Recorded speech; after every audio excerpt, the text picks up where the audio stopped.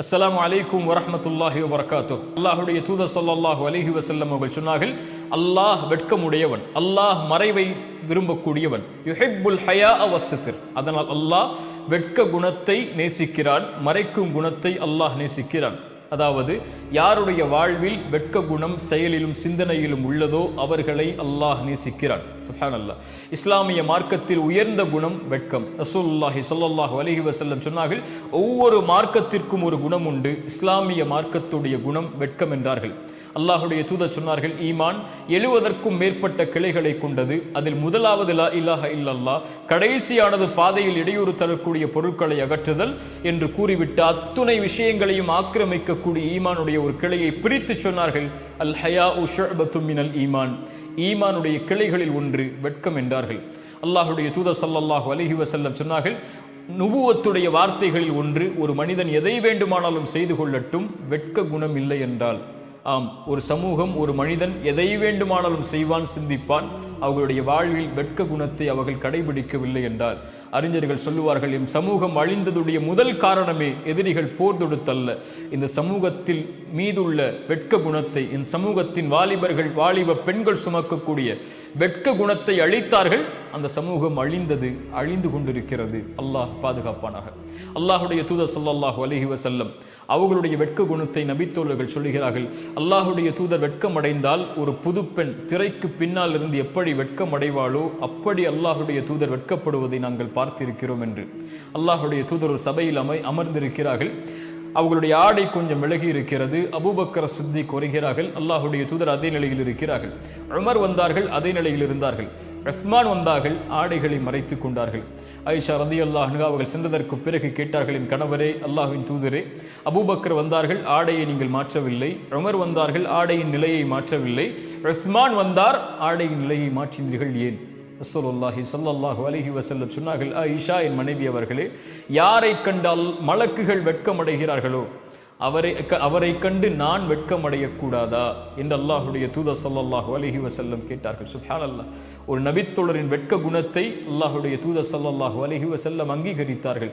அல்லாஹ் அங்கீகரிப்பதாக, வானத்தில் உள்ளவர்கள் அங்கீகரிப்பதாக அல்லாஹுடைய தூதர் ஸல்லல்லாஹு அலைஹி வஸல்லம் அவர்கள் சொன்னார்கள். இந்த வெட்க குணம் இயற்கையில் ஒரு மனிதனிடத்தில் இருப்பது. இயற்கையின் வெட்க குணமே இன்றைய காலத்தில் எமது கண்களுக்கு முன்னால் செத்து மடிந்திருப்பதை பார்க்கிறோம்.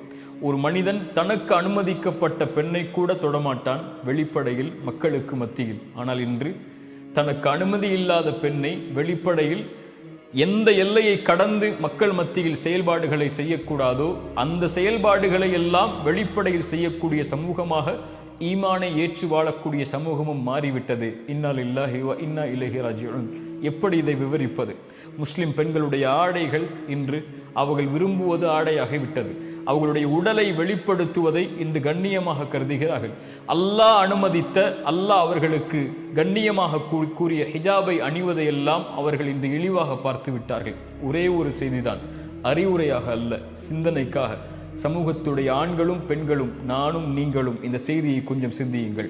அப்துல்லா இப்னு அப்பாஸ் ரலியல்லாஹு அன்ஹு அவர்கள் சொன்னார்கள், தன் தோழரை பார்த்து, சொர்க்கத்தின் பெண்ணை உனக்கு அறிவிக்கவா என்று.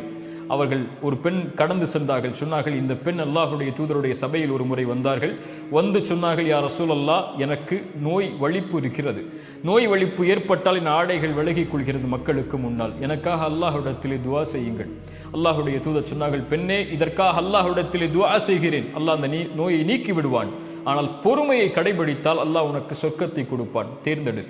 அந்த பெண் சொன்னார்கள், யா ரசூலுல்லாஹ், நான் பொறுமை காக்கிறேன், சொர்க்கம் எனக்கு கிடைக்கட்டும். ஆனால் அல்லாஹுடைய தூதரே, நான் மக்கள் மத்தியில் இருக்கும்போது வலிப்பு நோய் ஏற்பட்டால் என் ஆடை விலகிக் கொள்கிறது, நான் என்ன செய்வது? அதனால் மக்கள் என்னுடைய அங்கங்களை பார்க்கக்கூடிய சூழல் ஏற்படுகிறது. அல்லாஹ்விடத்திலே அதற்காக மட்டும் என் வலிப்பு நோய் ஏற்பட்டாலும் பரவாயில்லை, பொறுமை காக்கிறேன், என் ஆடை விலகிவிடக் கூடாது மக்களுக்கு முன்னால் என்று அல்லாஹ்விடத்திலே துஆ செய்யுங்கள் என்றார்கள். அல்லாஹுடைய தூதர் ஸல்லல்லாஹு அலைஹி வஸல்லம் துஆ செய்தார்கள். சுப்ஹானல்லாஹ். அல்லாஹுடைய தூதர் அந்த பெண்ணை சொர்க்கத்தின் பெண் என்று நபித்தோழர்களுக்கு அறிமுகப்படுத்தினார்கள். அல்லாஹு அக்பர். யோசித்து பாருங்கள் கண்ணியத்துக்குரிய நண்பு சகோதர சகோதரிகளே, ஹிஜாபை நீக்கி வாழக்கூடிய பெண்களே, அல்லாஹ் அலங்கரித்த, அல்லாஹ் அழகாக்கிய உங்களுடைய உடலை உங்களுக்கு தகுதியான ஆண்களுக்கு மட்டும் வெளிப்படுத்துவதிலிருந்து விலகி இருக்கக்கூடிய பெண்கள் இந்த செய்தியை சிந்தித்து பார்க்கட்டும். அல்லாஹ் வெட்க குணத்தை நேசிக்கிறான். செயலில், சிந்தனையில், சொல்லில், எம்முடைய வாழ்வில் எந்த அங்கத்திலும் இந்த வெட்க குணம் நிறைந்திருந்தால் அல்லாஹ் ரப்புல் ஆலமீன் அந்த செயலை அங்கீகரிக்கிறான். அல்லாஹ் அந்த செயல் உடையவர்களை நேசிக்கிறான். அஸ்ஸலாமு அலைக்கும் வரஹ்மத்துல்லாஹி வபரகாத்துஹு.